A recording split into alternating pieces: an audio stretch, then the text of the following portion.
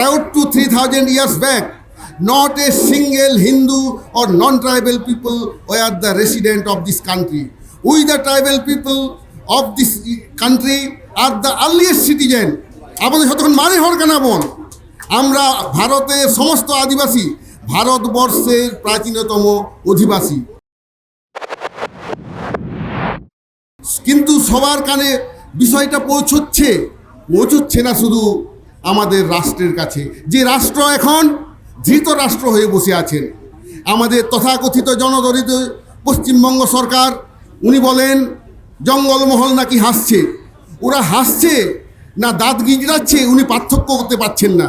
সানাম আদিবাসী কোথায় ইসিড চৌকাট কোয়া বাবন লান্দা এদা আর লেদা বাংমা আদিবাসী কো লান্দা এদা আদিবাসী আর টাকা খরচা খাতে মাহাতকো কারামে বোঙা হাজে কোয়া। কিন্তু এনারা জানেন না যে 1 লাখ জন লোককে চিরকাল বোকা বানিয়ে রাখা যায়, কিছু লোককে কিছুকাল বোকা বানিয়ে রাখা যায়, কিন্তু সমস্ত মানুষকে চিরকালের জন্য বোকা রাখতে পারবেন না। এই সত্যটা সরকারের উপলব্ধি করা উচিত, কারণ মিথ্যা বলে আদিবাসীকে তাদের নিজস্ব প্রাপ্য থেকে বঞ্চিত করা হয়। যে 1855 সালের 22শে ডিসেম্বর যে অ্যাক্ট নাম্বার 37 অফ 1855 ব্রিটিশ পার্লামেন্টে পাস হয়, সেই অ্যাক্টের ঘোষণা অনুযায়ী সাঁওতাল পরগনা জেলা তৈরি হয়েছিল। সেই সাঁওতাল পরগনা জেলাটা ঘোষণা করা হয়েছিল অ্যাজ নন রেগুলেটেড ডিস্ট্রিক্ট।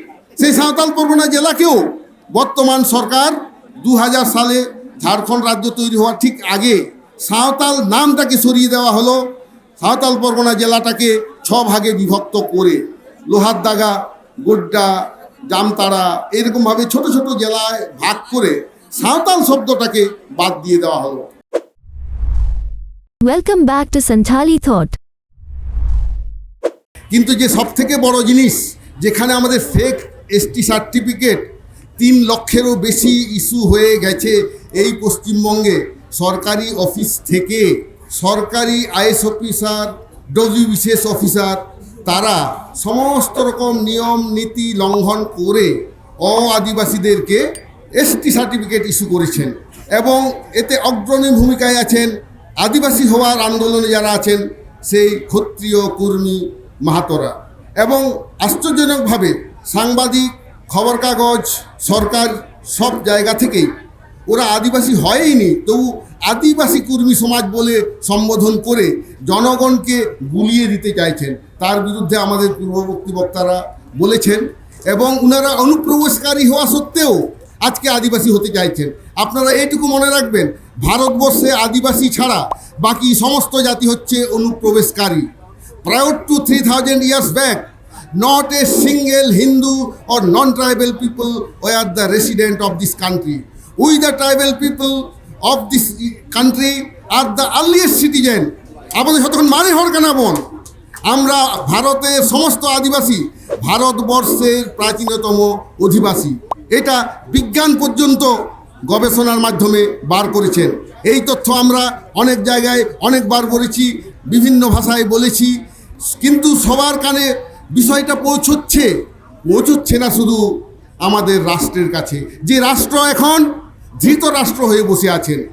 আমাদের তথাকথিত জনদরিদ্র পশ্চিমবঙ্গ সরকার, উনি বলেন জঙ্গলমহল নাকি হাসছে। ওরা হাসছে না দাঁত গিজড়াচ্ছে, উনি পার্থক্য করতে পারছেন না। সানাম আদিবাসী কোথায় ইসিড চৌকাট কোয়া বাবন লান্দা এদা আর লেদা বাংমা আদিবাসী কো লান্দা এদা আদিবাসী আর টাকা খরচা খাতে মাহাতকো কারামে বোঙা হাজে কোয়া। নিত মারাঙ্গে আবুজ বক্তায় লেখারা আদিবাসীদের ফান্ড থেকে 20 লক্ষ টাকা স্যাংশন করে আদিবাসী মাহাতো সম্প্রদায়কে কারাম পূজা করতে বলা হচ্ছে। এবং ওরা যে আদিবাসী সেটা প্রমাণ করার জন্য প্রাণপণে চেষ্টা করে যাচ্ছে রাজ্য সরকার। সেই কারাম পূজার সময় প্রতিনিধি পাঠিয়েছেন কোথাকার কালচারাল রিসার্চ ইনস্টিটিউট থেকে, যাতে তারা কেন্দ্র সরকারের কাছে এই বিষয়টা তুলে ধরেন। এই যে এটা ভাবের ঘরে চুরি, এটা মানুষ ধরে ফেলেছে। আমরা জনগণ আদিবাসী এমনিতে খুবই শান্ত, কিন্তু একবার যদি খেপে যায় তাদেরকে আর শান্ত করার ক্ষমতা কারোর থাকে না। যেটা আমরা 1855 সালে সিধু কানুর নেতৃত্বে সাঁওতাল মহাবিদ্রোহের সময় আমরা দেখেছি।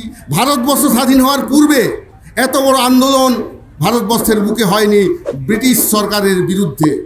সেই সাঁওতাল বিদ্রোহের চরিত্রকে ওখানে নিজেদের একজন চানকু মাহাতোকে ঢুকিয়ে দেওয়া হচ্ছে ইতিহাস বিকৃত করে। যে জাতির আগমনেই ছিল না, যারা আদিবাসী নয়, তারা সাঁওতাল বিদ্রোহে কেন সামিল হবে? তার ইতিহাস আমরা কোথাও পাইনি। উইলিয়াম উইলসন হান্টার লেখে কোথাও পাননি, দিগম্বর চক্রবর্তীকে কোথাও পাননি।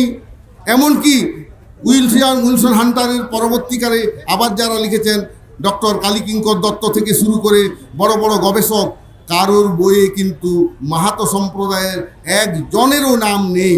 কিন্তু এখন এরা সমানে একটা মিথ্যা কথা বলে যাচ্ছে। কিন্তু এনারা জানেন না যে জন লোককে চিরকাল বোকা বানিয়ে রাখা যায়, কিছু লোককে কিছুকাল বোকা বানিয়ে রাখা যায়, কিন্তু সমস্ত মানুষকে চিরকালের জন্য বোকা রাখতে পারবেন না। এই সত্যটা সরকারের উপলব্ধি করা উচিত। কারণ মিথ্যা বলে আদিবাসীকে তাদের নিজস্ব প্রাপ্য থেকে বঞ্চিত করা হয়। সেই বঞ্চিত করার বিরুদ্ধে আজকে আমরা আছি। তো যাই হোক, আমি আসছি আমার মূল বিষয়, ইউসিসি, ইউনিফর্ম সিভিল কোড। ভারতবর্ষের সংবিধানে একটা জিনিস বলা আছে, সংবিধানের 11 আর্টিকেল থেকে 35 আর্টিকেল পর্যন্ত হচ্ছে সাবজেক্টস আন্ডার ফান্ডামেন্টাল রাইট।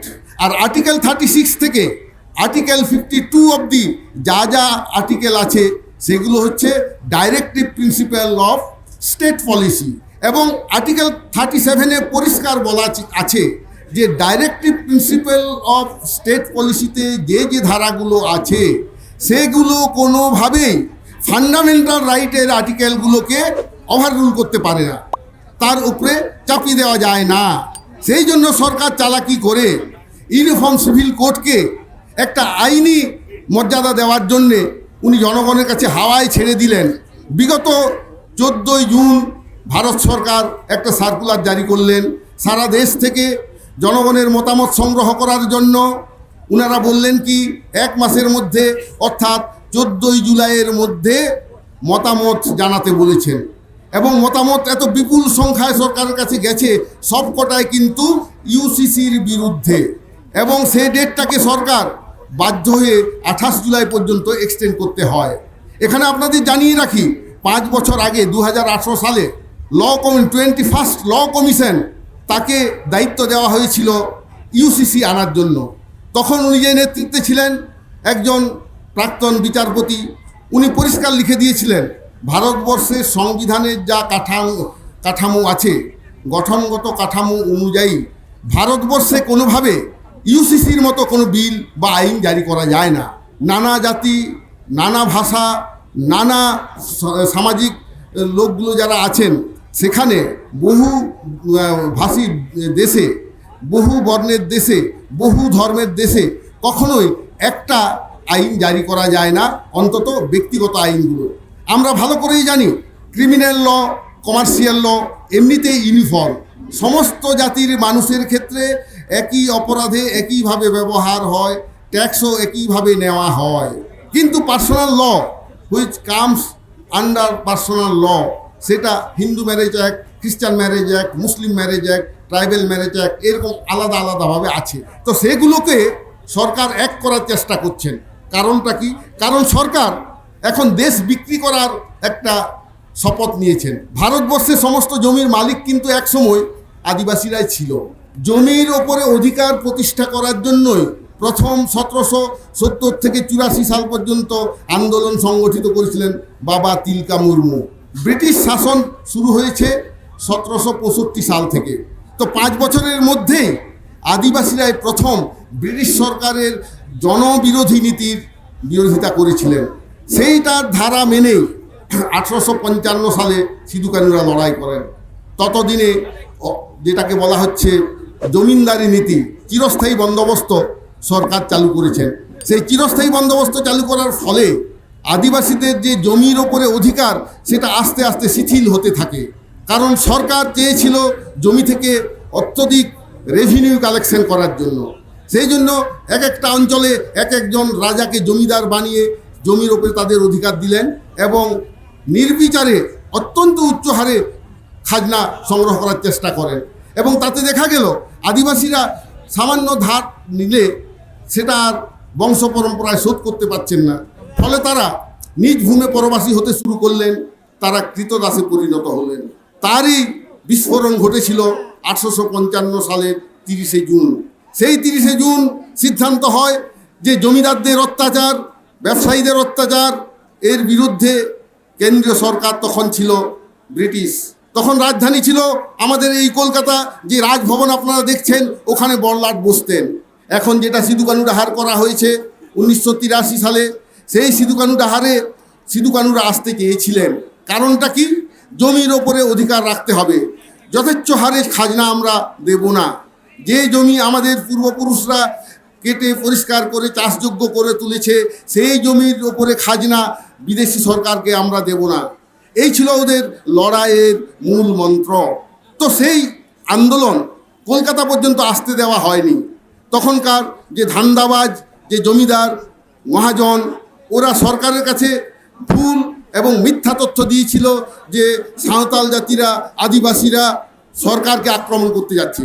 অথচ সিধু কানুর নেতৃত্বে তখন মূল উদ্দেশ্যটাই ছিল যে তারা তাদের অভিযোগটা জানাবে ব্রিটিশ সরকারকে, প্রকৃত যা ঘটেছে সেটা জানাবে। কিন্তু সেটা করতে দেওয়া হলো না, রাস্তায় তাদের আটকে দেওয়া হয়। শুরু হলো ব্রিটিশ সরকারের বিরুদ্ধে সাঁওতাল জাতির বিদ্রোহ, এবং অন্যান্য আদিবাসীরাও সেখানে অংশগ্রহণ করেন। এই 1855 সালের যুদ্ধের আগেই 1830 থেকে 32 থেকে 33 সাল পর্যন্ত ভূমিজ বিদ্রোহ আমরা দেখেছি।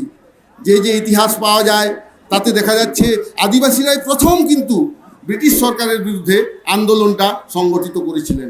এবং আশ্চর্যের ব্যাপার, দেশ স্বাধীন হওয়ার পর 60-এর দশকে যে ইতিহাস কংগ্রেস বসে, সেখানে বলা হয়েছিল যে ভারতবর্ষের প্রকৃত স্বাধীনতা সংগ্রামের ইতিহাস কোনটা হবে সেটাকে নিরূপণ করতে হবে।